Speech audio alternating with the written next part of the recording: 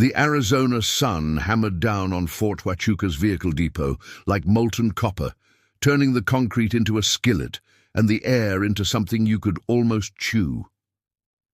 Sergeant Marcus Webb stood in the middle of 17 soldiers, his boots planted wide, sweat darkening the collar of his DCU, watching the new mechanic crouch beside the M1A2 Abrams that had been declared unsalvageable 3 weeks ago. She was small, maybe 5'4" in her boots, with her sleeves rolled up despite regulations, grease already smeared across her forearms, and a tool roll spread out beside her like she was about to perform surgery. "You're wasting your time, specialist," Marcus said, loud enough that every soldier within 30 feet could hear. "That tank's been dead since Kabul. 4 mechanics have already stripped it down. Fire suppression systems fried, fuel injectors seized, and the turbines got metal shavings through the whole goddamn thing." Specialist Emma Reeves didn't look up. She was threading a fiber-optic scope into the engine compartment. Her movements precise and unhurried, as if Marcus hadn't spoken at all. That silence, that dismissal, made something hot flare in Marcus's chest. "Hey," he said, stepping closer. "I'm talking to you." "I heard you, Sergeant," Emma said. Her voice was level, Midwestern flat, the kind of accent that came from places where people fixed their own tractors and didn't waste words. She still didn't look at him. Private Jennings snickered behind Marcus, so did Corporal Deshawn. The sound was small, but it carried in the heat-thick air, and Marcus felt the shift in the group, the way attention pivoted from the dead tank to the woman who'd just ignored a ranking NCO in front of junior enlisted. "You think you're smarter than 4 qualified mechanics?" Marcus said. He could hear the edge in his own voice now, sharper than he'd intended.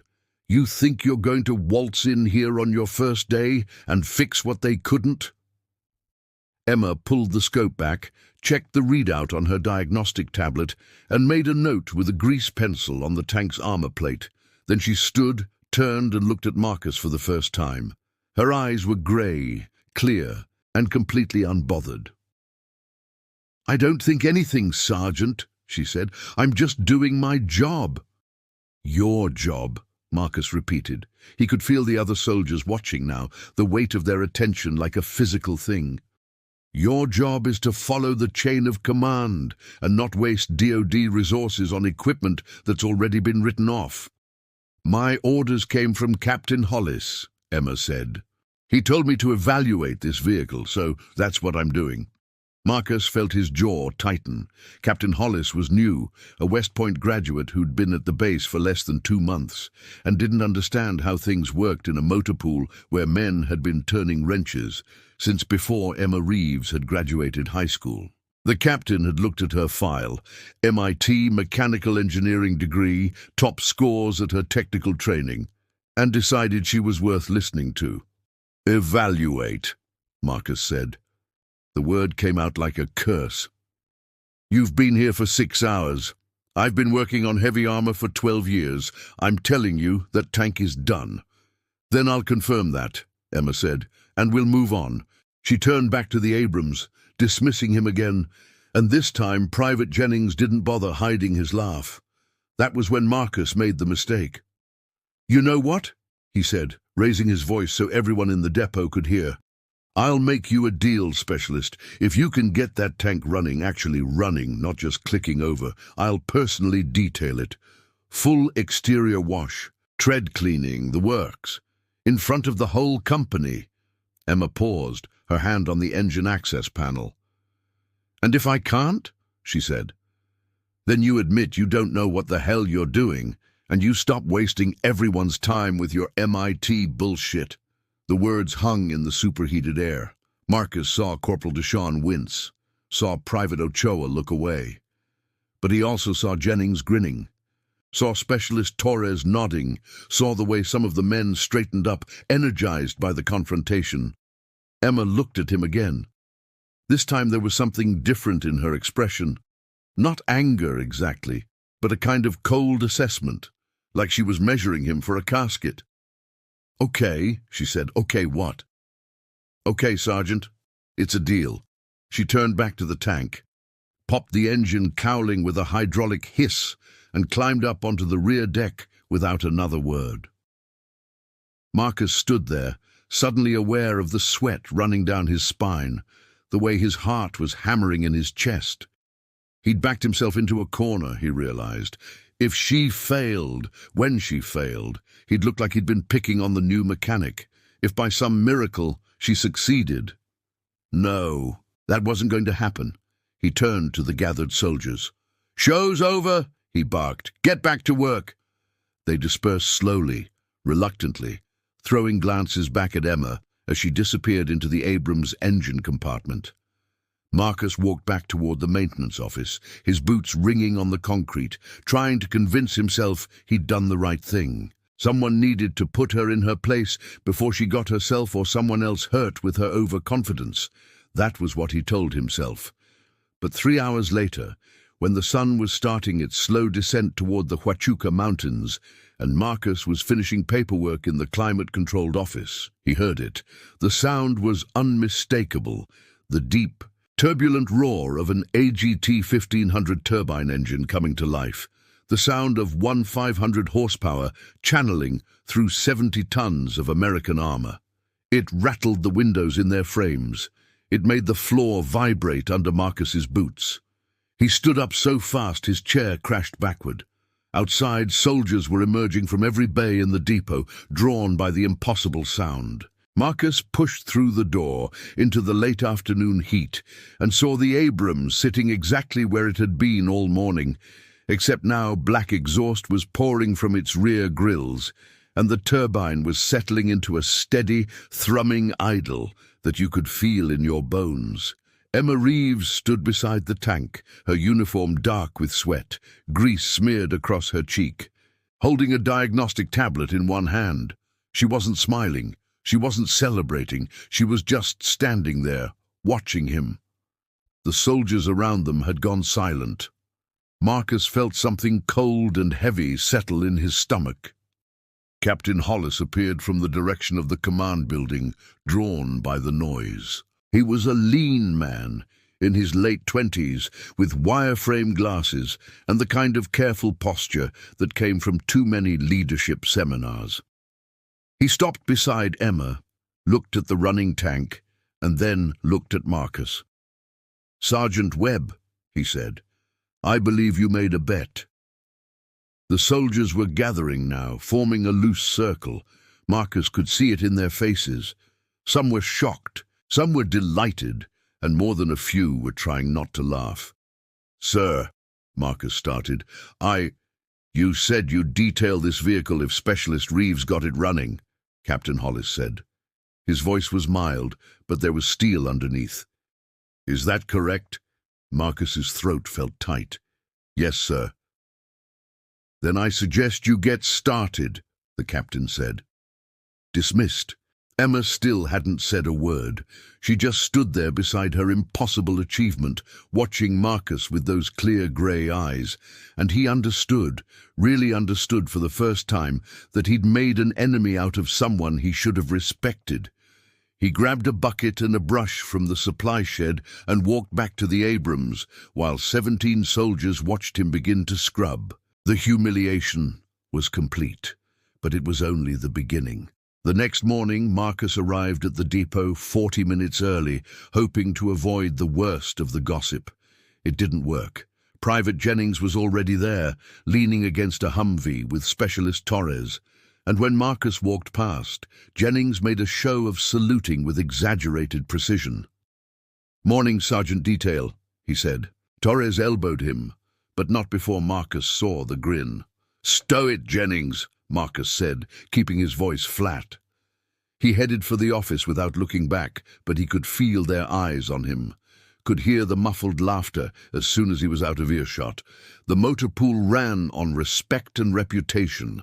Marcus had built his over more than a decade, 3 deployments, 2 Purple Hearts, and a reputation as the NCO who could fix anything and wouldn't take shit from anyone. Now, in the span of 6 hours, Emma Reeves had turned him into a punchline. He told himself it would blow over, Soldiers had short memories. Something else would happen, someone else would screw up, and yesterday would fade into barracks folklore. But Emma didn't make it easy to forget. She showed up at 06:30 in a clean uniform, her hair pulled back in a regulation bun, and went straight to work on the next vehicle in the maintenance queue. A striker with transmission problems that had been giving the motor pool headaches for 2 weeks. Marcus watched from the office window as she jacked it up, slid underneath with her diagnostic equipment, and disappeared from view. By noon, she'd identified a hairline fracture in the torque converter housing that 3 other mechanics had missed. By 1400, she'd fabricated a temporary fix using parts from the scrap pile. By 1600, the striker was running smoother than it had in 6 months. Captain Hollis made a point of walking through the depot to congratulate her. In front of everyone, Marcus felt the walls closing in. That night, he drove to the Copper Queen Tavern in Bisbee, a 30-minute trip down Highway 92 through high desert country that looked like the surface of Mars in the dying light. The tavern was the kind of place where off-duty soldiers went to drink without running into officers. Dark wood, cheap beer, a jukebox that only played country and classic rock. Marcus had been coming here since his first deployment, back when he was young and stupid and thought he was invincible. He ordered a Budweiser and sat at the bar, trying not to think about the way Jennings had looked at him that morning, or the silence in the office when he'd walked in, or the fact that Emma Reeves had made him look like a fool in front of his entire company. Rough day. Marcus looked up. The bartender was a woman in her 50s named Rita, with sun-damaged skin and a voice like gravel from 40 years of cigarettes. She'd been here as long as Marcus had been stationed at Huachuca. "Something like that," Marcus said. Rita poured herself a club soda and leaned against the bar. "You're not usually here on a Tuesday." "Yeah, well." Marcus took a long pull from his beer. "Needed to clear my head." "Uh-huh." Rita studied him with the kind of attention that made Marcus uncomfortable. "This about that mechanic everyone's talking about?" Marcus felt his shoulders tense. "How the hell do you know about that?" "Honey, I serve half the enlisted personnel from Huachuca. Word travels." She wiped down the bar with a rag that had seen better days. "Heard she fixed that Abrams nobody thought would run again." "It wasn't that impressive," Marcus muttered into his beer. "Wasn't it?" Rita raised an eyebrow. "Or are you just pissed that she made you look bad?" Marcus didn't answer. He stared at the Budweiser label, picking at it with his thumbnail. "You know what your problem is," Rita said. "You're used to being the smartest guy in the room, and now you're not, and it's eating you alive." "She's been here for 2 days," Marcus said. "I've been doing this for 12 years. And in those 12 years, did you ever go to MIT? That doesn't mean—" "It means she knows things you don't," Rita interrupted. "And instead of learning from her, you decided to humiliate her in front of your men. How'd that work out for you?" Marcus drained his beer and signaled for another. "You don't understand." "I understand you're sitting in my bar on a Tuesday night feeling sorry for yourself," Rita said. She poured him another Budweiser with the efficiency of long practice. "And I understand that if you keep this up, you're going to lose a hell of a lot more than a bet," Marcus wanted to argue, but the words stuck in his throat because Rita was right, and he knew it. The problem wasn't that Emma had fixed the tank. The problem was that he'd made it personal, had turned it into a public challenge, and now he couldn't back down without looking weak. He finished his second beer in silence and drove back to base through the dark desert, the headlights of his F-150 cutting tunnels through the blackness.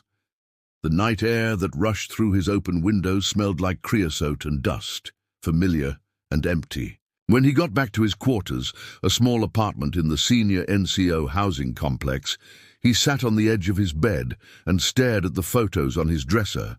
His ex-wife, Sarah, smiling on their wedding day. His daughter, Kaylee, at 6 years old, missing her front teeth. He hadn't seen either of them in 3 years. Not since Sarah had moved to Oregon with a software engineer who worked from home and didn't deploy to combat zones. "You care more about the army than you care about us," Sarah had said on the phone, her voice breaking. "And I can't compete with that anymore." Marcus had tried to argue, but she'd been right about that too. He lay back on the bed without undressing and stared at the ceiling until sleep took him. The next day, Captain Hollis called Marcus into his office. The command building was newer than most of the structures on base, with air conditioning that actually worked and furniture that didn't look like it had been requisitioned during the Reagan administration. Hollis sat behind his desk with the kind of relaxed posture that came from never having been shot at, his hands folded on top of a manila folder that Marcus suspected was his personnel file. "Have a seat, Sergeant," Hollis said. Marcus sat. "I want to talk about yesterday," Hollis said, "and about your interaction with Specialist Reeves." "Sir, Hollis held up a hand. "I'm not here to reprimand you, not officially, but I am here to tell you that the way you handled that situation was inappropriate and counterproductive." Marcus kept his expression neutral. "Understood, sir. I don't think you do." Hollis opened the folder, glanced at it, then closed it again. "Sergeant, you have an exemplary record, 3 deployments, multiple commendations, and a reputation as one of the best NCOs in this battalion. But you have a problem with authority when you disagree with it, and you have a bigger problem with being wrong." The words hit harder than Marcus expected. "Specialist Reeves is not your enemy," Hollis continued. "She's an asset to this company. She has skills that none of our other mechanics possess. And she's going to make everyone in this depot better if you let her. But if you keep treating her like a threat to your ego, I'm going to have a discipline problem on my hands." "That's not what I was doing, sir." "Wasn't it?" Hollis leaned back in his chair. "You publicly challenged her competence. You made a bet designed to humiliate her, and when she succeeded, you made yourself look petty and small in front of your men. That's not leadership, Sergeant. That's insecurity." Marcus felt his jaw tighten, but he forced himself to nod. "Yes, sir." "I'm giving you an opportunity to fix this," Hollis said. "Work with Specialist Reeves, learn from her, show your men that you're big enough to admit when you're wrong. Can you do that?" Every instinct Marcus had screamed at him to refuse, to argue, to defend himself. But he looked at Captain Hollis's calm, expectant expression and knew that this wasn't a request. "Yes, sir," he said. "Good." Hollis stood, signaling the end of the meeting. "Dismissed." Marcus walked out of the command building into the midday heat, his mind churning. The motor pool stretched out before him, a maze of vehicles and equipment bays and soldiers moving with purpose. In the far corner, he could see Emma Reeves bent over the engine of a Bradley fighting vehicle, her attention completely absorbed by whatever problem she was solving. Marcus stood there for a long moment watching her work. Then he walked across the depot, his boots crunching on gravel, until he was standing beside her. "Specialist," he said. Emma glanced up, her expression guarded. "Sergeant. What are you working on?" She studied him for a moment, as if trying to determine whether the question was genuine. Then she gestured to the Bradley's engine compartment. "Cooling systems not cycling properly," she said. "Thermostat's fine, radiators clean, but the temperature keeps spiking under load. I think there's an airlock in the system, but I can't find where." Marcus looked at the engine. It was a Cummins VTA 903T, 8 cylinders, turbocharged, 600 horsepower. He'd worked on dozens of them. "Check the bypass hose," he said. "Sometimes they develop a slow leak that lets air in, but isn't obvious until the system's pressurized." Emma's eyes narrowed slightly. Then she pulled out a flashlight, angled it into the engine bay, and felt along the bypass hose with her free hand. After a moment, her fingers found something, and her expression changed. "There," she said. "Hairline split in the rubber, right where it connects to the engine block. Told you." Marcus said. Then, after a pause, "You did good work on that Abrams." Emma straightened up, wiped her hands on a shop rag, and looked at him directly. "Thank you," she said. Her voice was neutral, professional, giving nothing away. "I was out of line yesterday," Marcus continued. The words felt like gravel in his mouth. "Made it personal when it shouldn't have been. That's on me." For a long moment, Emma didn't respond. Then she nodded once, a small, controlled movement. "Apology accepted," she said. It wasn't forgiveness, it wasn't friendship, but it was something. Marcus turned to leave, then stopped. "If you need help with anything," he said, "let me know. I might not have an MIT degree, but I know these vehicles." Emma almost smiled. Almost. "I will," she said. Marcus walked away feeling lighter than he had in 2 days. And for the first time since Emma Reeves had arrived, he thought maybe, just maybe, this didn't have to end badly. But he was wrong, because 3 days later, everything fell apart. The call came at 04:30, dragging Marcus out of sleep with the insistence of a fire alarm.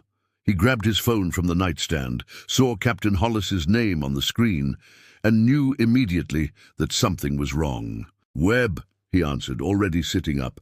"Sergeant, I need you in the depot, now." Hollis's voice was tight with controlled urgency. "We have a situation." "What kind of situation, sir?" "The kind that needs to stay quiet until we figure out what the hell happened. Get here. Don't talk to anyone." The line went dead.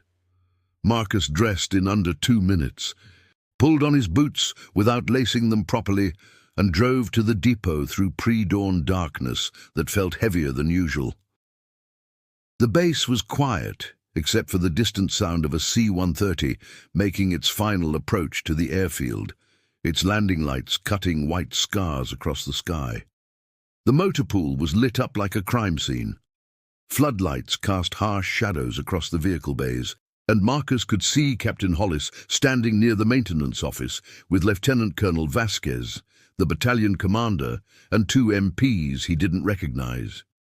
Emma Reeves stood off to one side, her arms crossed, her face pale and expressionless. Marcus parked and jogged over. "Sir?" "Sergeant." Hollis turned, and Marcus saw something in the captain's face he'd never seen before. Genuine worry. "We need to talk. In private." They walked to the office and closed the door. Through the window, Marcus could see Emma still standing there, isolated, while Vasquez spoke with the MPs in low tones. "What's going on?" Marcus asked. "At 0200, the base security system registered an unauthorized access attempt on the classified network," Hollis said. "The attempt originated from a workstation in this depot. When the MPs traced it, they found Specialist Reeves's login credentials had been used." Marcus felt his stomach drop. "Emma?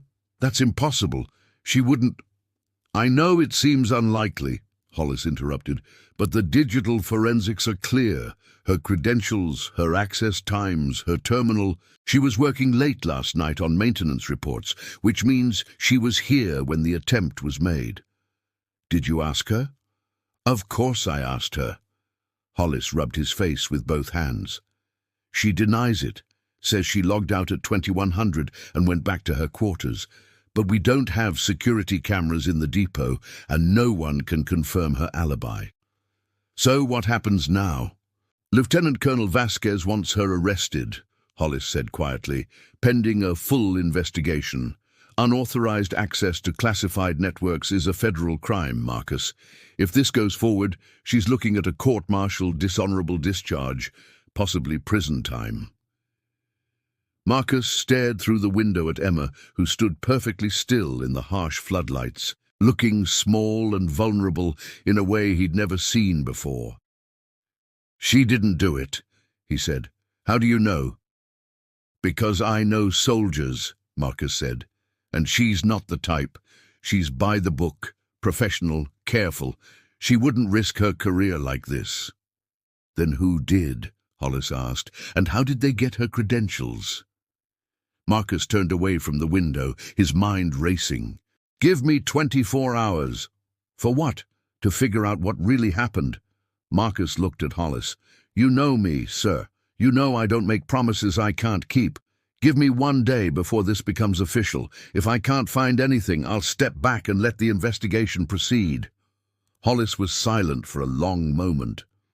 Outside, Lieutenant Colonel Vasquez was gesturing toward Emma, his body language making his opinion clear. 12 hours, Hollis said finally. That's all I can give you. If you haven't found something by 16:30, she goes into custody. Thank you, sir.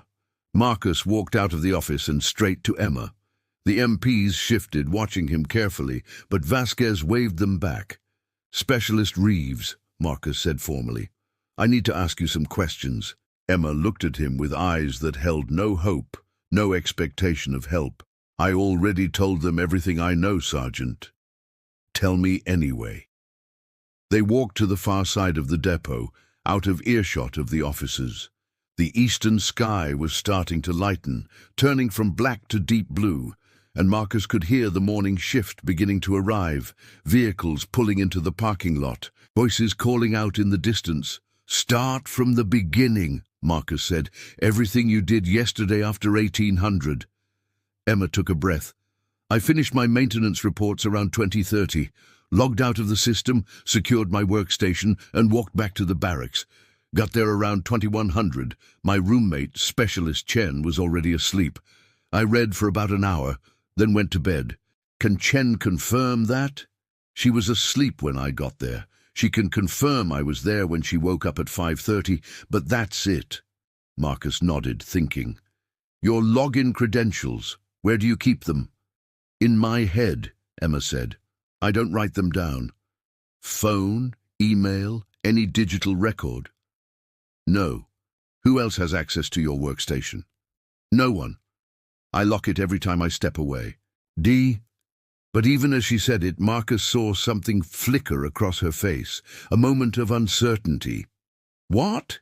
He said. It's probably nothing. Tell me anyway. Emma hesitated.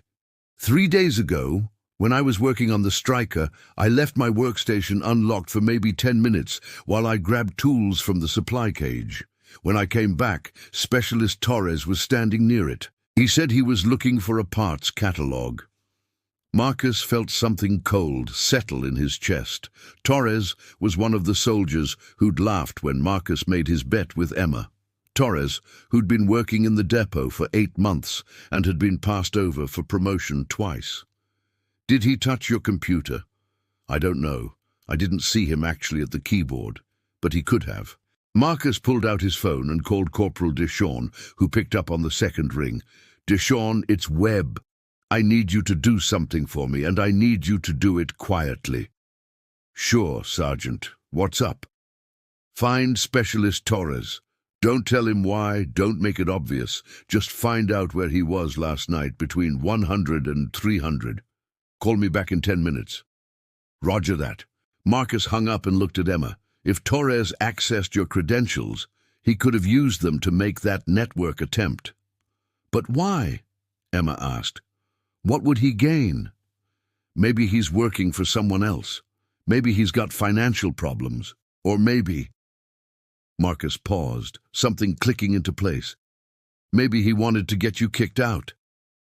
Emma stared at him. Why would he want that? Because you're making everyone else look bad, Marcus said bluntly. Including me. Some people don't handle that well. His phone rang. Deshawn. What did you find? Marcus answered. Torres isn't in his barracks, Deshawn said. His roommate says he left around midnight and didn't come back. His truck's not in the parking lot. Did his roommate say where he went? No. But, Sergeant, I asked around a little. Torres has been acting weird the last few days, jumpy, paranoid, and he's been spending a lot of time on his phone. Marcus felt the pieces falling into place. Thanks, Deshawn. Keep this between us for now. He hung up and turned to Emma. Torres is gone, left base last night and hasn't come back. That doesn't prove anything, Emma said, but there was hope in her voice now, fragile and uncertain. No, Marcus agreed. But it's a place to start. He walked back to Captain Hollis and Lieutenant Colonel Vasquez and laid out what he'd found. Vasquez listened with his arms crossed, his expression skeptical, but when Marcus finished, the colonel nodded slowly. "Find Torres," Vasquez said. "Bring him in for questioning. If he runs, that tells us something. If he talks, that tells us more." "Yes, sir," Marcus said. "The MPs put out a bolo for Torres and his vehicle. By Aero 900, they'd tracked his truck to a motel outside Tucson, 60 miles north. By 1100, they had him in custody, and by 1300, he'd confessed. Torres had been recruited by a civilian contractor who'd been trying to access DoD maintenance protocols for foreign sale. The contractor had promised Torres $50,000 for network access. Torres had used Emma's credentials because she was new, because she'd be the obvious suspect, because he'd thought no one would dig deeper. He'd been wrong. By 1600, Emma Reeves was cleared of all charges. Lieutenant Colonel Vasquez personally apologized. Captain Hollis shook her hand, and Marcus stood in the background, watching as the soldiers who'd gathered outside the office cheered when she emerged. Vindicated. She caught his eye across the crowd, and for the first time since they'd met, she smiled at him. A real smile, genuine and warm. Marcus smiled back. But the victory felt hollow. Because he knew that if he hadn't pushed, if he hadn't fought for her, she would have been arrested, court-martialed, destroyed. And the reason he'd had to fight was because he'd created an environment where someone like Torres thought he could get away with framing her. That night, Marcus didn't go to the Copper Queen. He sat in his apartment and called his daughter in Oregon. Kaylee was 9 now, and when she answered, her voice was higher and sweeter than he remembered. "Hi, Dad," she said, cautious but not cold. "Hey, baby girl," Marcus said, and felt his throat tighten. "I just wanted to hear your voice." They talked for 20 minutes about school, about her friends, about the rain in Portland, and when they hung up, Marcus sat in the dark and wondered how many other things he'd gotten wrong while he was busy being right. 3 weeks later, Marcus found himself sitting in a different kind of meeting. Not Captain Hollis's office this time, but a conference room in the battalion headquarters with Lieutenant Colonel Vasquez at the head of the table and 5 other senior NCOs spread out along the sides. The topic was motor pool reorganization, a dry administrative matter that should have been handled at a much lower level. But Vasquez had called this meeting specifically, and Marcus had a feeling he knew why. "Gentlemen," Vasquez began, "I'm sure you're aware that Specialist Reeves's work has significantly improved our operational readiness. In the last month, she's brought 7 vehicles back online that we'd classified as non-mission capable. That's a better success rate than our entire motor pool achieved in the previous quarter." The other NCOs shifted uncomfortably. Master Sergeant Kowalski, who ran the maintenance bay, nodded slowly. Sergeant First Class Huang, who'd been at Huachuca longer than anyone, stared at the table. "I'm proposing a restructure," Vasquez continued. "I want to create a specialized diagnostic unit with Specialist Reeves as the lead technician and 2 junior mechanics assigned to support her. This unit will focus exclusively on complex mechanical failures that standard maintenance can't resolve." "Sir," Kowalski said carefully, "with all respect, Reeves is still a junior enlisted. Putting her in charge of a unit sets a precedent that might create morale problems. Then promote her," Vasquez said flatly. "She's earned it." Marcus felt everyone's eyes turn toward him. He was the senior NCO in the motor pool, the one whose opinion carried the most weight. If he objected, Vasquez would listen. Marcus thought about Emma Reeves standing in the floodlights, falsely accused and alone. He thought about Torres's confession, about the way Emma had thanked him afterward with quiet dignity, without making him feel small despite everything he'd done to her. He thought about the Abrams that everyone had declared dead, running perfectly now, assigned to a training rotation and performing better than vehicles half its age. "I think it's a good idea, sir," Marcus said. The room went silent. "You do?" Vasquez asked, one eyebrow raised. "Yes, sir. Specialist Reeves has demonstrated exceptional technical competence and sound judgment under pressure. She'll make a good NCO, better than good, actually." Marcus paused, then added, "She'll probably be a better NCO than I was at her age." He could feel the shock from the other sergeants, but he didn't care. It was true. Vasquez nodded slowly, a small smile tugging at the corner of his mouth. Then it settled. "Master Sergeant Kowalski, work with Specialist Reeves to establish the diagnostic unit. Sergeant Webb, I want you to serve as her mentor during the transition. Make sure she understands the administrative side of leadership." "Yes, sir," Marcus said. The meeting adjourned, and as the other NCOs filed out, Vasquez caught Marcus's arm. "That took guts," the colonel said quietly. "Just telling the truth, sir." "No," Vasquez said. "You were setting aside your ego. That's different, and it's harder." He released Marcus's arm. "Keep doing it." Marcus walked out of headquarters into afternoon sunshine that felt different somehow. Clearer, less oppressive. He found Emma in the motor pool, working on a fuel pump assembly with the kind of focused intensity he'd come to recognize. "Got a minute?" he asked. Emma looked up, wiped her hands, and nodded. They walked to the edge of the depot, where they could see the Huachuca Mountains rising in the distance, purple-blue against the desert sky. "Colonel Vasquez is creating a diagnostic unit," Marcus said. "You're going to be running it." Emma's eyes widened. "What?" "He's putting you in for promotion. Wants me to help you with the transition." Marcus smiled slightly. "Congratulations, Corporal. I don't know what to say." "Say yes, it's well deserved." Emma was quiet for a moment, watching the mountains. "I didn't come here to make enemies, Sergeant. I know. I just wanted to do my job." "I know that too." Marcus took a breath. "I'm sorry for everything. I treated you like a threat when you were just trying to help. That's on me, not you." Emma turned to look at him, and there was something in her expression that Marcus couldn't quite read. Sadness, maybe, or recognition of something lost that could have been different from the start. "You know what the worst part was?" she said. "I looked up to you. I read about your deployments, your commendations. When I got assigned here, I was excited to work with you. And then on my first day, you made it clear that I was just an inconvenience." The words hit Marcus like a physical blow. "Emma." "It's okay," she said. "People do that, especially to women in the military. I'm used to it." "You shouldn't have to be." "No," she agreed, "but I am."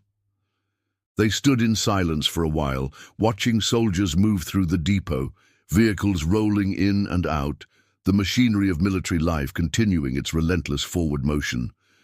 "For what it's worth," Marcus said, "I learned something from you." "What's that?" "That being the best doesn't mean knowing everything. It means being willing to learn from people who know things you don't." He paused. "I forgot that somewhere along the way. Got too comfortable being the expert. You reminded me." Emma smiled, a sad smile but genuine. "Thank you, Sergeant." "Marcus," he said, "when we're not in front of the troops, you can call me Marcus." "Thank you, Marcus." Over the next month, Marcus watched Emma build her diagnostic unit from the ground up. She selected 2 junior mechanics, Private First Class Chen, her roommate, and Private Ochoa, who had a gift for electrical systems, and trained them with the same patient precision she brought to every task.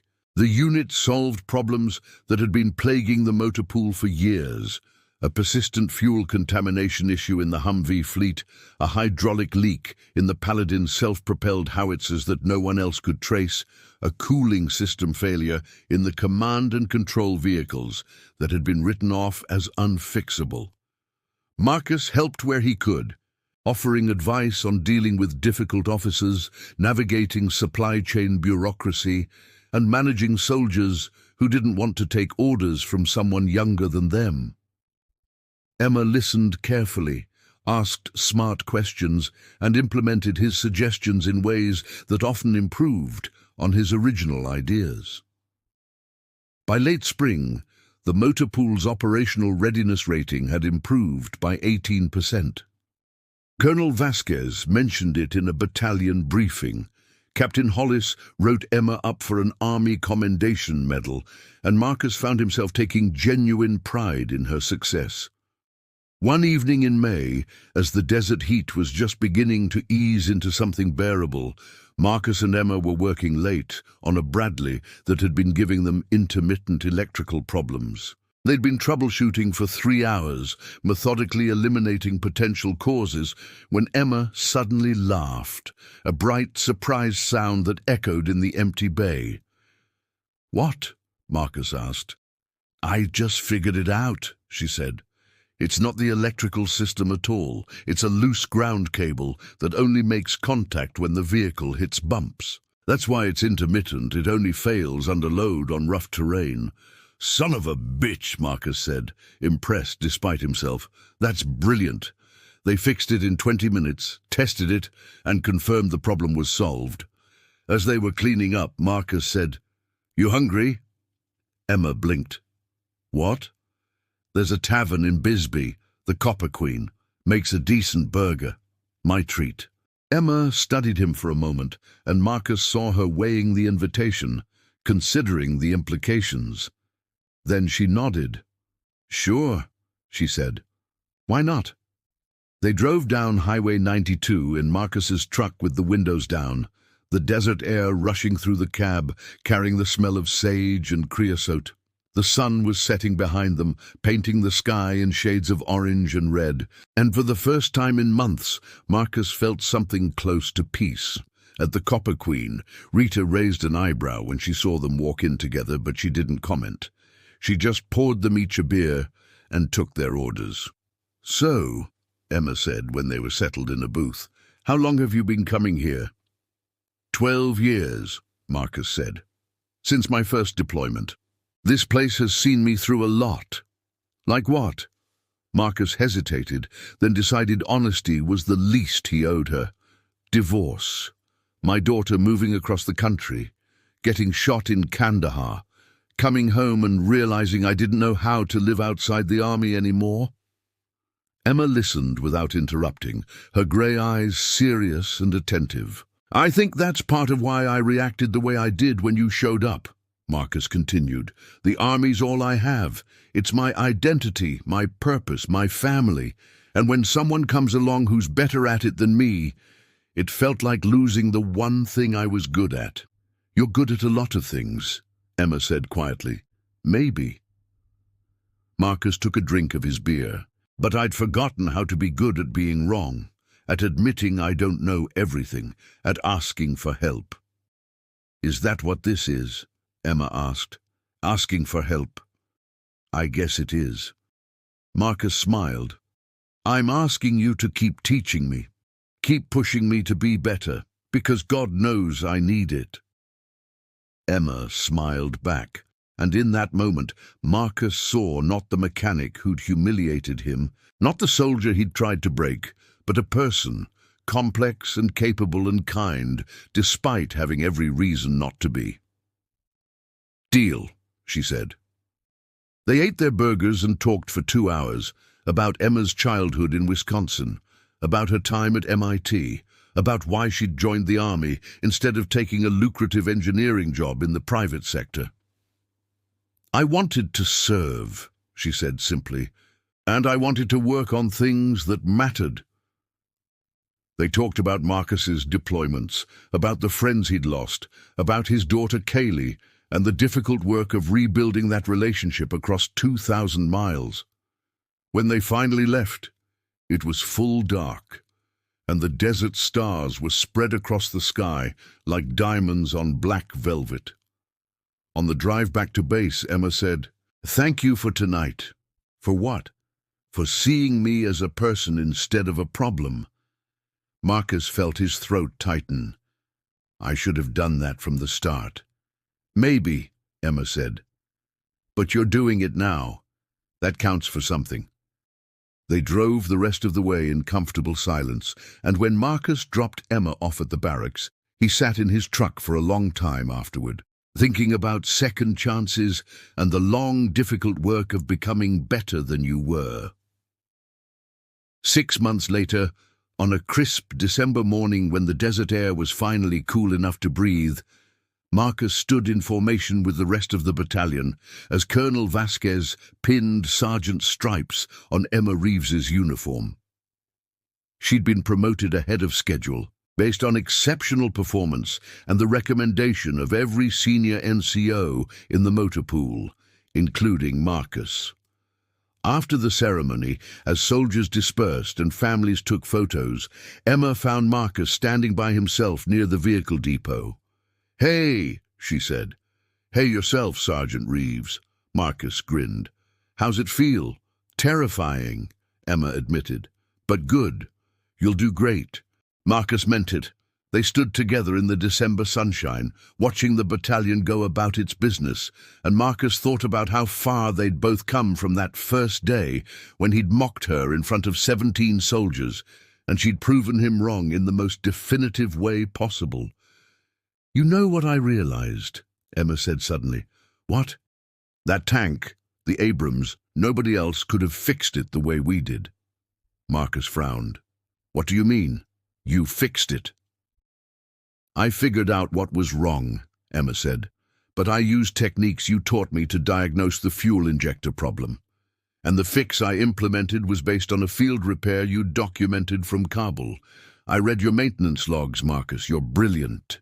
Marcus felt warmth spread through his chest. "We're a good team." "Yeah," Emma said, smiling. "We are." That afternoon, Marcus called Kaylee in Oregon. When she answered, he said, "Hey, baby girl, I've been thinking, maybe this summer you could come stay with me for a couple weeks. I'd like to show you where I work, introduce you to some people." "Really?" Kaylee sounded surprised and pleased. "You never asked that before." "I know," Marcus said. "I should have, but I'm asking now." "Okay, Dad. I'd like that." After they hung up, Marcus sat in his apartment and looked at the photos on his dresser. The same photos that had been there for years, reminders of what he'd lost. But now, for the first time, he could see them as something else, too. Reminders of what he might still rebuild. He thought about Emma, who'd forgiven him when she had every right to hold a grudge. He thought about Colonel Vasquez, who'd given him a chance to be better than he'd been. He thought about Rita at the Copper Queen, who'd told him the truth when he needed to hear it. And he thought about the Abrams tank, sitting in a motor pool bay, running perfectly, alive when everyone had declared it dead. Sometimes, Marcus realized, the hardest thing to fix isn't machinery. It's yourself. But if you're willing to do the work, if you're willing to admit you're wrong and accept help from people who know better, if you're willing to change, sometimes broken things can run again. Sometimes they can run better than they ever did before. Marcus stood up, grabbed his keys, and headed back to the depot. There was work to do, and for the first time in a long time, he was looking forward to it. Not because he was the best, but because he was learning. And that, he'd finally realized, was enough. The Arizona winter gave way to spring, and with it came the kind of heat that reminded Marcus why people called this part of the country unforgiving. By late April, the motor pool was a furnace by midday, and soldiers learned to schedule their most demanding work for early morning or late afternoon, when the sun wasn't actively trying to kill them. Marcus was reviewing maintenance schedules in the office when Captain Hollis appeared in the doorway, looking more serious than usual. "Sergeant Webb, got a minute?" "Yes, sir." Marcus set down his clipboard. Hollis closed the door behind him and sat down across from Marcus's desk. "I wanted to give you a heads up. We're getting audited." Marcus felt his stomach tighten. "What kind of audit?" Full operational readiness assessment. Inspector General's office, direct from division. They'll be here in 2 weeks, and they're going to examine every vehicle, every maintenance log, every personnel file in this motor pool. Hollis leaned back in his chair. This is the real deal, Marcus. They're looking for problems. Do they think we have problems? I don't know what they think, but I know that our readiness numbers have improved dramatically in the last 6 months. And when numbers change that quickly, people want to understand why. Hollis paused. They're going to pay special attention to Sergeant Reeves and her diagnostic unit. Marcus understood immediately. Emma's success had been so dramatic, so unprecedented, that it would naturally draw scrutiny. The army didn't trust things that seemed too good to be true. Emma's work is solid, Marcus said. Everything's documented. Every repair is by the book. They won't find anything wrong. I know that, and you know that, but you also know how these inspections work. They're not just looking for violations, they're looking for shortcuts, favoritism, anything that might explain exceptional performance as something other than exceptional skill. So what do you need from me? I need you to make sure every soldier in this depot understands what's at stake, Hollis said. No loose talk, no bragging, no resentment about Reeves's promotion. We present a united front. Can you do that? Yes, sir. After Hollis left, Marcus sat alone in the office, staring at the maintenance schedules without really seeing them. He knew what the captain wasn't saying. If the IG found anything questionable about Emma's unit, it wouldn't just affect her career, it would reflect on everyone who'd supported her promotion, including Marcus and Hollis and Colonel Vasquez. And there were still soldiers in the motor pool who resented her success. Not many, and they kept it quiet, but Marcus knew the signs. He'd been one of them after all. That afternoon, Marcus called a meeting of all the NCOs in the motor pool. They gathered in the maintenance bay. After the day shift ended, a dozen sergeants and corporals ranging from early 20s to mid-40s, representing every specialty from heavy armor to light vehicles to electrical systems. Marcus stood in front of them, acutely aware of the weight of what he was about to say. "Listen up," he began. "In 2 weeks, we're getting an IG inspection. Full operational readiness assessment. They're going to examine everything we do, and they're going to be looking specifically at our diagnostic unit." He saw several faces tighten. Master Sergeant Kowalski crossed his arms. Sergeant First Class Huang stared at the floor. "I know some of you have questions about how fast Sergeant Reeves got promoted," Marcus continued. "I know some of you think she got special treatment, and I know that some of you still think she's here because of her MIT degree instead of her actual abilities." The silence was thick and uncomfortable. "So let me be clear," Marcus said. "Sergeant Reeves earned everything she has. She's brought 7 vehicles back online that we'd written off. She's diagnosed problems that 4, 5, 6 different mechanics couldn't figure out. She's trained 2 junior soldiers who are now among the best mechanics in this battalion. And she's done all of it while dealing with soldiers, including me, who treated her like an outsider from day one." He let that sink in for a moment. "When the IG gets here, they're going to ask you questions. They're going to ask if Reeves got preferential treatment, if her work was properly supervised, if there were any irregularities in how she operates. And I need you to tell them the truth, that she's the best damn mechanic in this motor pool, and that she earned her stripes the hard way." "Even if we don't agree?" The question came from Sergeant Ramos, a stocky man in his 30s who'd been at Huachuca for 6 years. Marcus looked at him directly. "Do you disagree?" Ramos hesitated. "I just think there's a way things are supposed to work, a hierarchy. And when someone jumps that hierarchy, it makes the rest of us look bad." "No," Marcus said. "When someone performs at an exceptional level, it makes the rest of us look average. And being average isn't enough. Not in this army, not in this motor pool, and sure as hell not when we're sending these vehicles downrange with soldiers' lives depending on them working right." He took a breath, choosing his next words carefully. 6 months ago, I was exactly where some of you are now.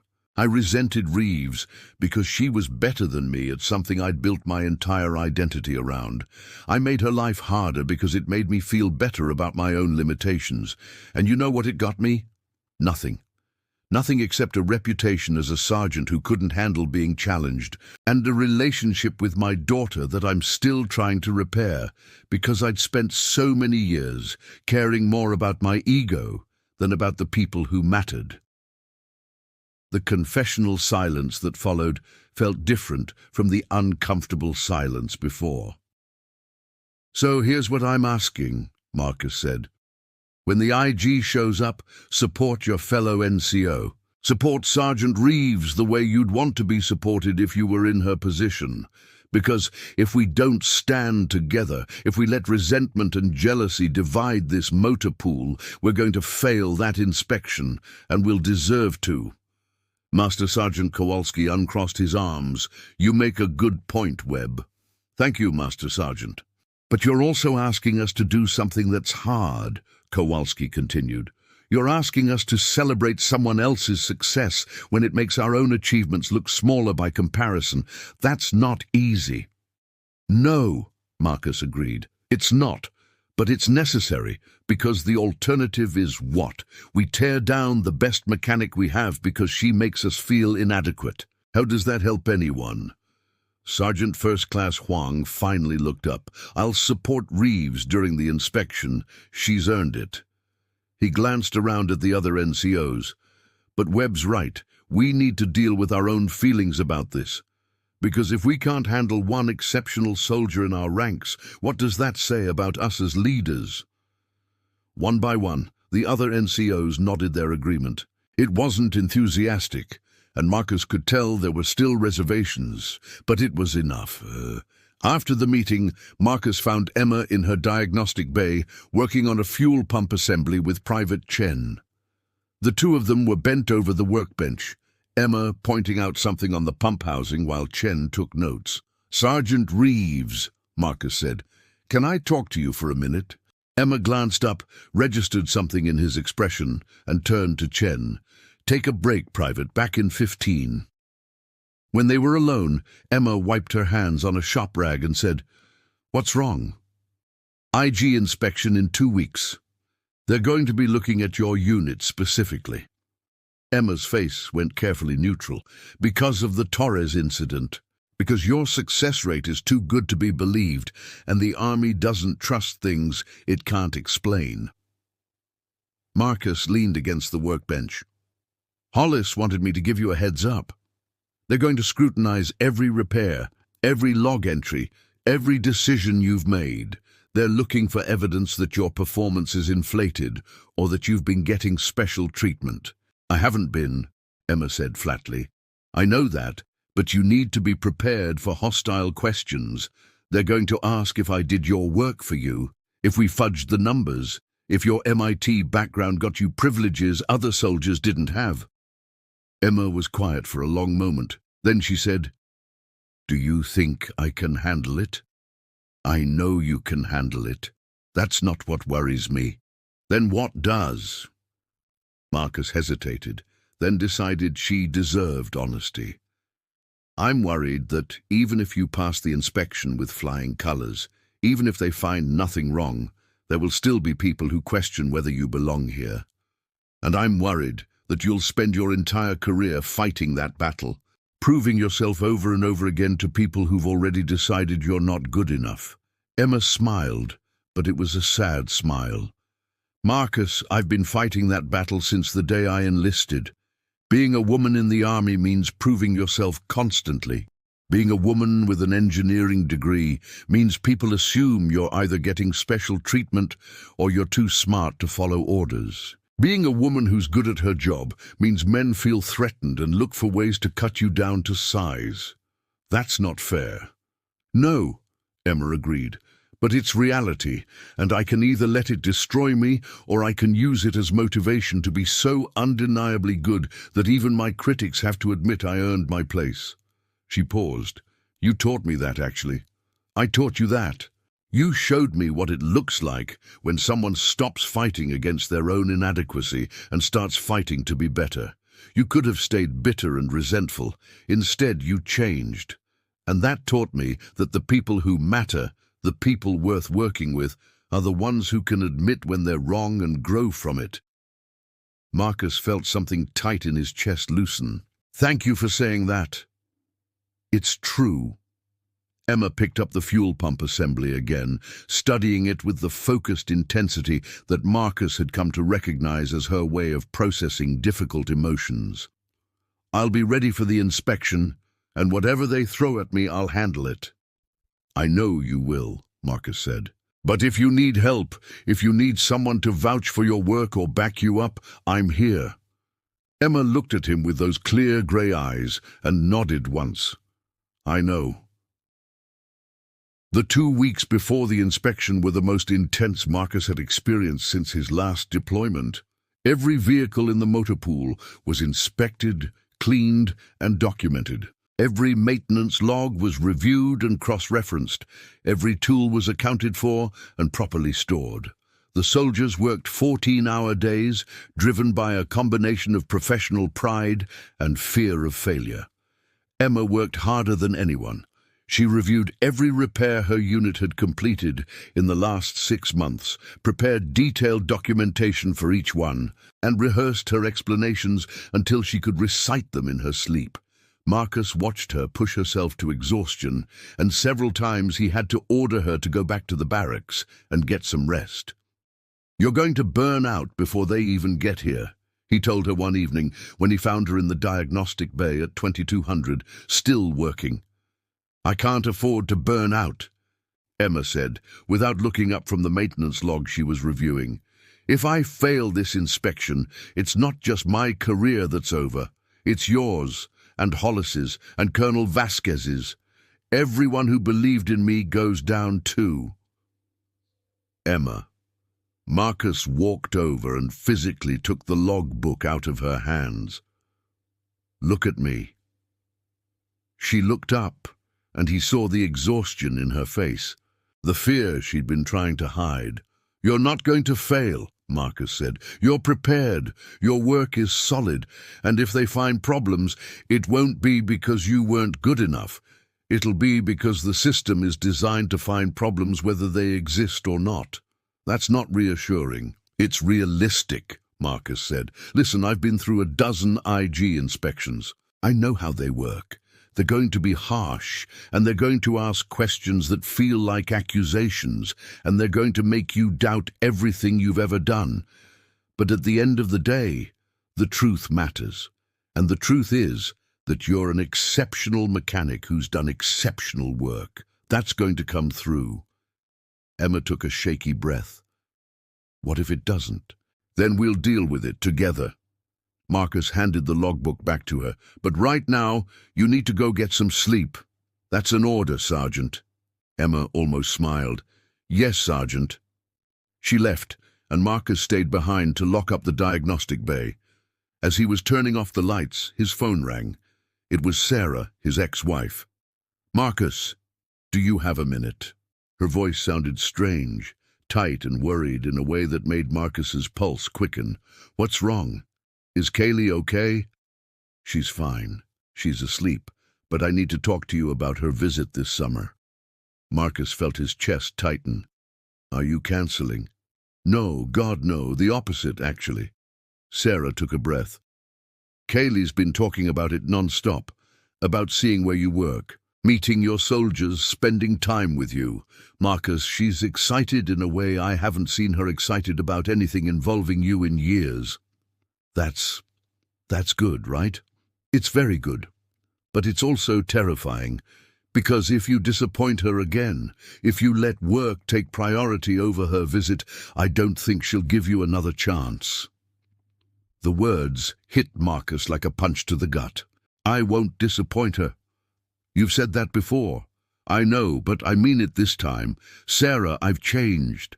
I've learned some things about myself, about what matters, and I'm not going to make the same mistakes again." Sarah was quiet for a long moment. What changed? Marcus thought about Emma Reeves, about that first day when he'd mocked her in front of his soldiers, and she'd proven him wrong so completely that he'd had no choice but to confront his own inadequacy. He thought about the months since then, the slow, difficult work of becoming someone better than he'd been. "I met someone who refused to let me stay the person I was," Marcus said. "And she showed me that being wrong isn't the end of the world. It's the beginning of growth." A woman? There was a note of surprise in Sarah's voice. "A soldier, a friend.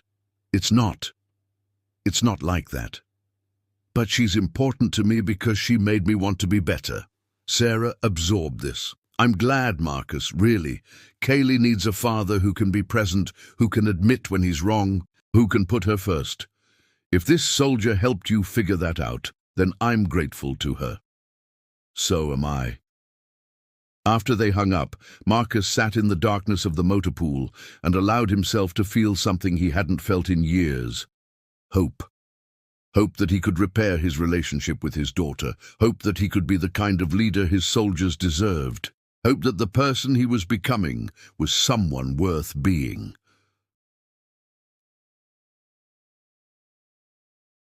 The IG inspection team arrived on a Monday morning in early May. 4 officers and 6 senior enlisted personnel carrying clipboards and tablets and the kind of expressions that suggested they'd already found you guilty and were just gathering evidence. They spent 3 days going through the motor pool with forensic precision, examining vehicles, interrogating soldiers, and reviewing documentation with the intensity of prosecutors building a case. On the 3rd day, they called Emma into a private room for her formal interview. Marcus wasn't allowed to be present, but he waited outside the door for 2 hours, pacing the hallway, his stomach churning with anxiety. When Emma finally emerged, her face was pale and set, revealing nothing. "How'd it go?" Marcus asked. "I don't know," Emma said. "They asked about everything, every repair, every decision, every relationship I have with other soldiers. They wanted to know if you did my work for me, if Captain Hollis gave me preferential treatment, if my MIT degree meant I didn't have to follow the same procedures as everyone else. What did you tell them?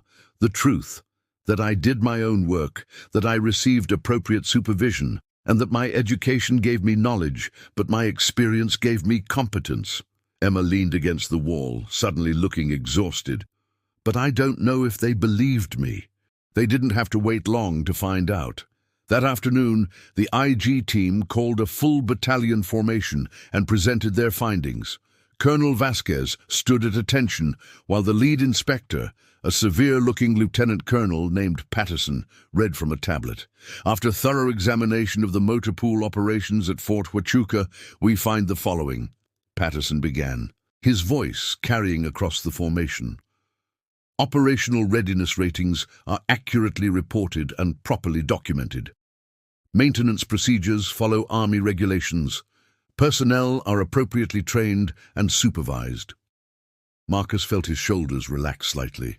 "However," Patterson continued, and Marcus tensed again, "we did identify some concerns regarding the rapid promotion of Sergeant Emma Reeves and the exceptional performance metrics associated with her diagnostic unit." Emma, standing in formation 3 rows ahead of Marcus, didn't move. "Our investigation revealed that Sergeant Reeves's success is not the result of preferential treatment or procedural violations," Patterson said. "Rather, it is the result of exceptional technical skill, innovative problem-solving, and a work ethic that exceeds standard expectations. Her diagnostic methodologies, while unconventional, are sound and effective.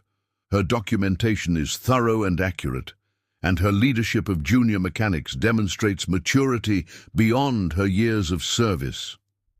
Marcus saw Emma's shoulders straighten slightly. "Furthermore," Patterson continued, We found that the motor pool's improved readiness ratings are directly attributable to the diagnostic unit's work and to the supportive leadership environment created by Captain Hollis and Sergeant Webb. This installation represents a model of how exceptional individual performance can be integrated into unit operations without creating resentment or division. Patterson lowered his tablet and looked directly at Colonel Vasquez. "Sir, your motor pool passes this inspection with commendation. Continue the current course." The formation remained at attention, but Marcus could feel the collective exhale of relief rippling through the soldiers.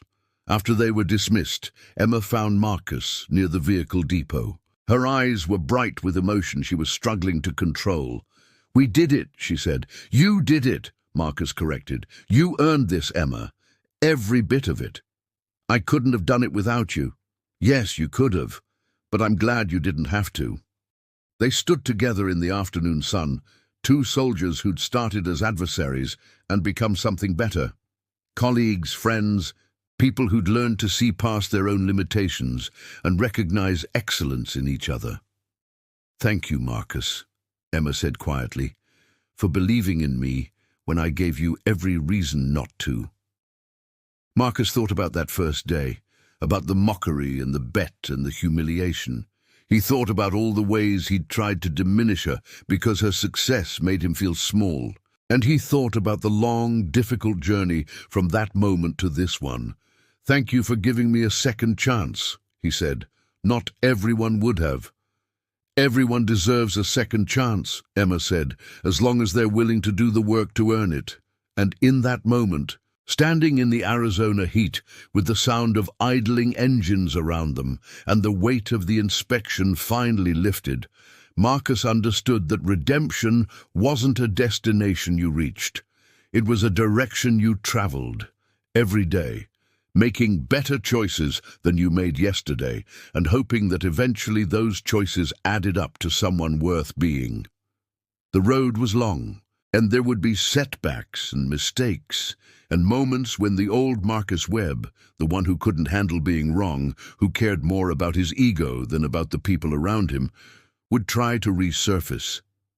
But now he knew what to do when that happened. He'd remember the tank that everyone declared dead, and the woman who brought it back to life, and he'd keep moving forward.